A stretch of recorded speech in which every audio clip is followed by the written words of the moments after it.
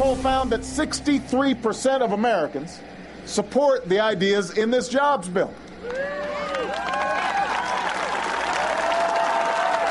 So 63% of Americans support the jobs bill that I put forward.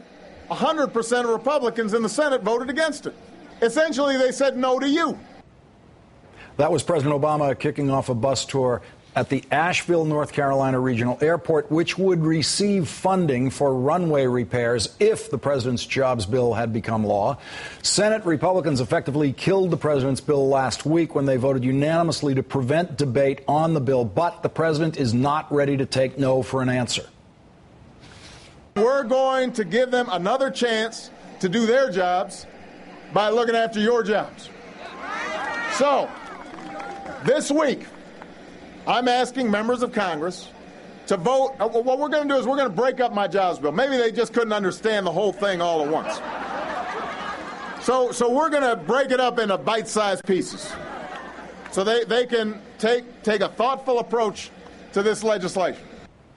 The Republicans still don't have a jobs plan, but they now realize they have to pretend to have one. So they released an outline of a plan last week, which did not escape the president's attention. It turns out that the Republicans have a plan, too. I want to be fair. They called, they put forward this plan last week. They called it the Real American Jobs Act. The real one, that's what they called it. Just in case you were wondering.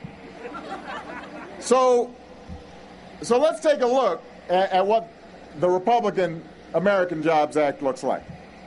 Turns out the Republican plan boils down to a few basic ideas. They want to gut regulations. They want to let Wall Street do whatever it wants. They want to drill more. And they want to repeal health care reform. That's their jobs plan. As you just heard, the Republican plan is simply a compilation of bills that many Republicans have already proposed, none of which were proposed as jobs bills. Bills to create a balanced budget amendment, bills to repeal health care reform, repeal financial reform, allow more offshore drilling, and it includes a grab bag of tax cuts.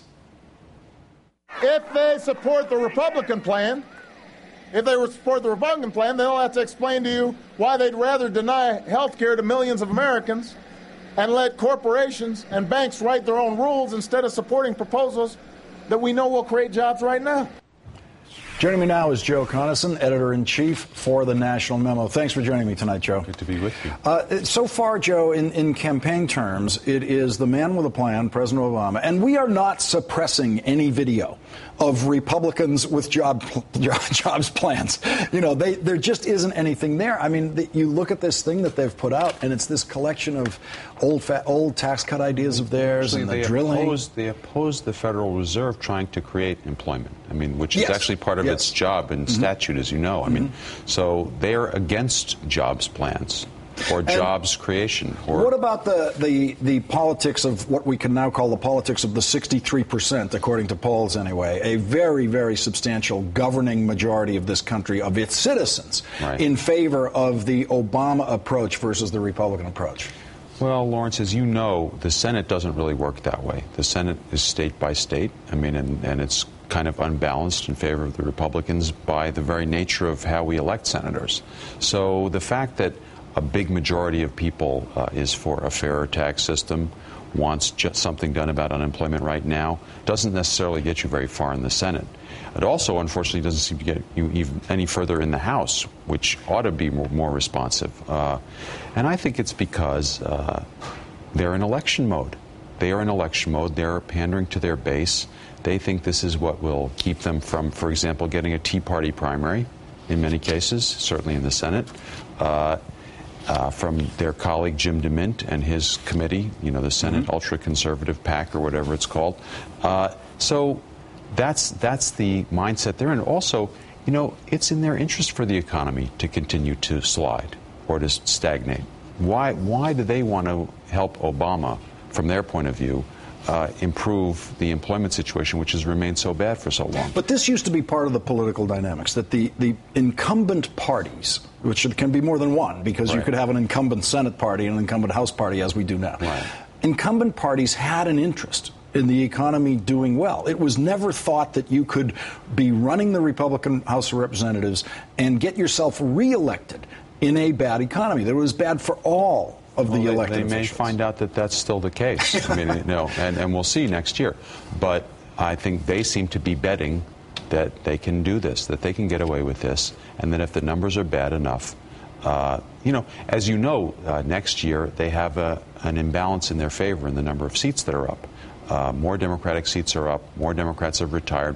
So they're just betting, hey, if we keep things bad, it will be good for us and bad for him. Now, there's the polling for the president isn't great. His favorability stuff isn't good. But the place where it gets strong for him is when you go into one-on-one matchups with Republican candidates. The president beats Mitt Romney 46-44. The president beats Herman Cain 49-38 as of today. The president beats Rick Perry, best of all, 51-39. At the same time, you have other polls come out when it's just a generic Republican candidate without a name. The president can lose in some of these polls to the Republican without a name. As soon as you put a name on the Republican, the president wins. Yes, well, quite clearly, the Republicans, let alone the rest of the country, doesn't want to eat the dog food, right? I mean, they're not interested in any of what they see, with the possible exception of Romney. I mean, I think the number you cited there, a 2-point lead, is, it's not margin much. Of error. It's margin of error, and he has a shot. There's no question. He's the most dangerous candidate for the president. But as for the others, I mean, they're sort of entertainment candidates, right? They're not. Yeah, the White House is rooting for the others. Yeah, they would like to go against that. They were hoping Chris Christie might go too, just to see them tear each other up. But I think the president has an argument to be made on his behalf. I just wish I would see him go out and do it more. The clips you showed, great. I am happy when that guy shows up. He needs to show up more. That's the guy who's been showing up lately. Yeah. Joe Conason, editor-in-chief of the National Memo. Thank you very much for joining us tonight. Thank you.